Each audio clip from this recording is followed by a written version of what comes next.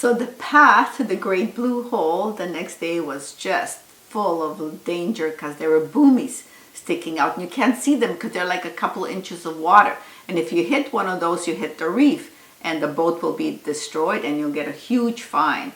So we were like little narrow passages we had to navigate. So Stephanie stood on the bow with the walkie-talkie, telling Andy, little to the left, little to the right, to make sure the path is clear, just looking down below. Yeah, she was on that bow the whole time as we went over to the Great Blue Hole. Now, I have to say this is a tricky piece of navigation, and not many people would attempt to do that, especially in a 50-foot sailboat. So Stephanie is not going to clean the decks with that broom. She's going to attempt to capture the mooring buoy there so we can tie up to it.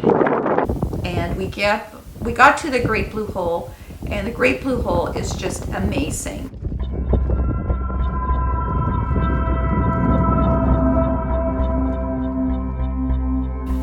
It is one of the world great sites.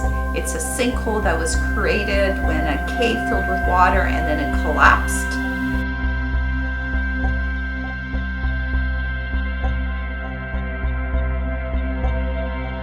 And Stephanie and Andy had this on their bucket list. High five.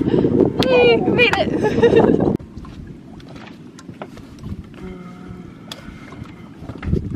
Yeah, the most terrifying experience I've ever had, actually watching them, because I was really afraid because she didn't have that much experience.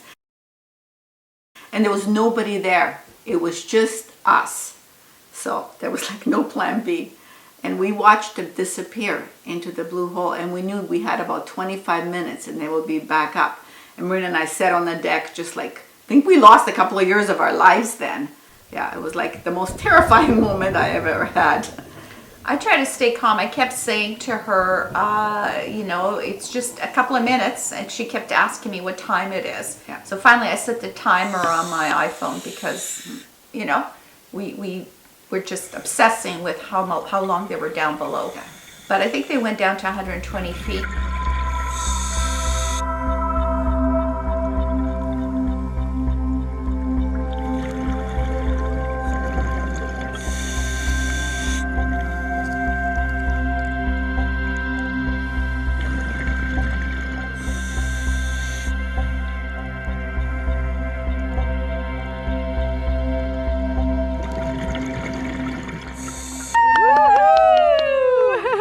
We're blue hole veterans. Yeah, blue holers. Great blue holers. The Great Blue Holers.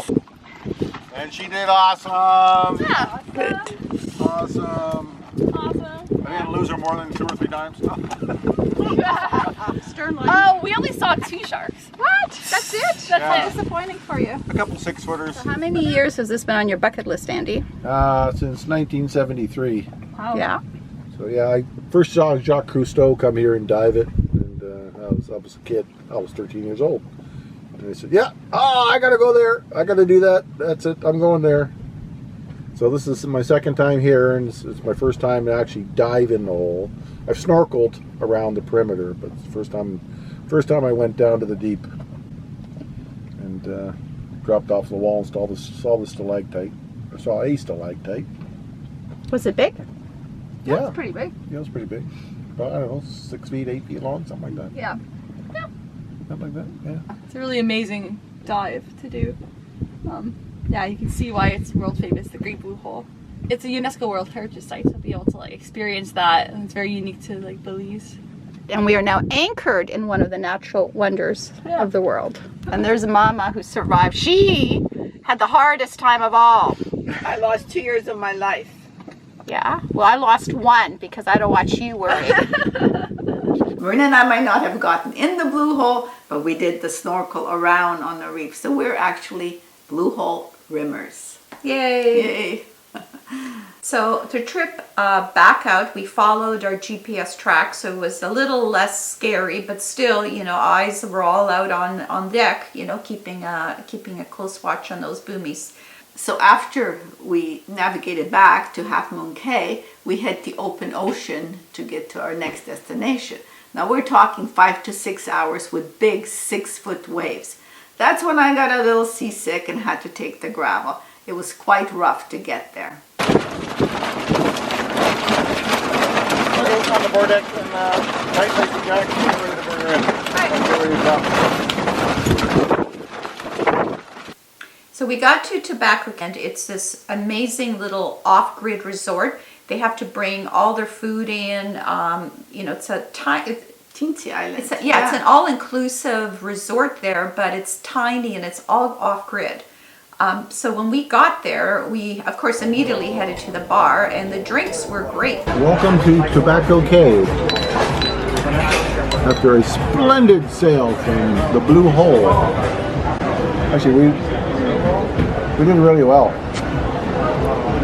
It was 33 miles to here, plus 5 miles coming out of the Blue Hole. Wow. But they had no food for us. And we were starving.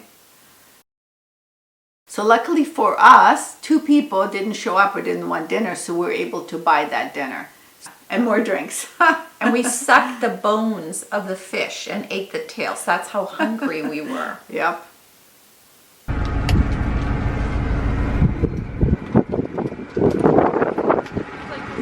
Andy looking for a spot to snorkel. It was time to head to our final destination, Placencia. So on the way there, we saw an island, and on that island a resort was being built, and there was like nobody around. But we noticed it was super shallow and we could see the coral underneath. So we go, hey, let's go for a dip. So we threw our anchor in and we all went in for a nice snorkel to look at all the fish and the coral heads. And of course I saw jellyfish. I had to see it. And then she left. Then I left. But Stephanie and I stayed, and Andy joined us after he made sure that the boat was secure and wasn't going to drag anywhere.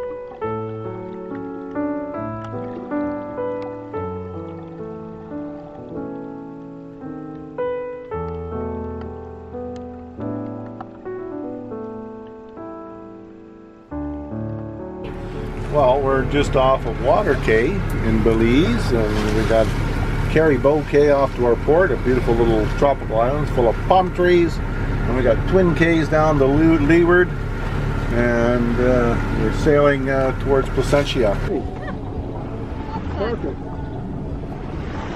We are in Placencia!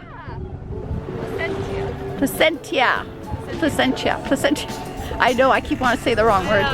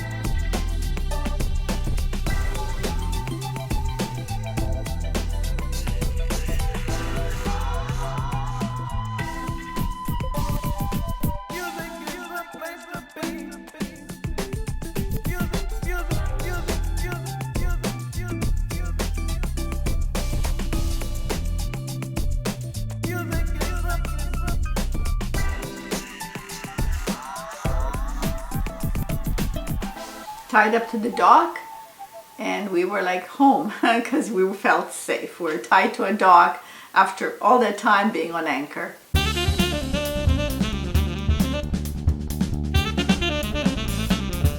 It's a very popular place for boaters and tourists. If you wanted a touristy experience, beautiful sandy beaches, lots and lots of bars, including the Barefoot Bar.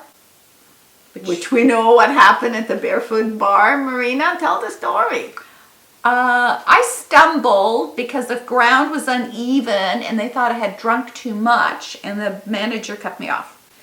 And later on we found out that nobody's ever been cut off from the Barefoot Bar, and I have that distinction.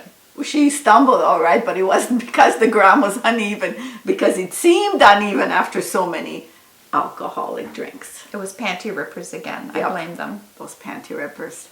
So Placencia is full of little artsy shops. So we went shopping for little gifts, and then we stopped at the, what do they call, happy hour. Yay, they're there every day, 2 to 5, and they have really good drinks. Because it's that coconut rum that the island is famous for, and we of course loved it.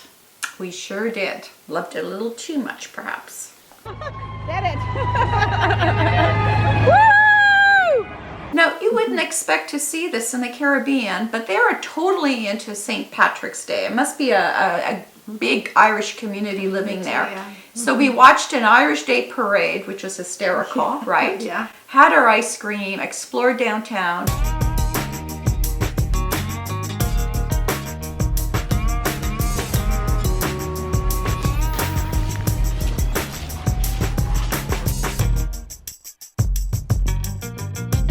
We had spent 2 weeks on the boat, and I was so really happy that Adrian and Stephanie could join me to see the joy on Stephanie's face. We called her the young apprentice. Our captain was amazing. I have to give hats off. His navigation skills were like second to none. Weaving our way through the barrier reef around the blue hole. A big shout out to Andy for letting us share this experience with him. We had an amazing time and we learned so much. And we took a bottle of that coconut rum with us. We sure did, and the panty ripper tradition continues.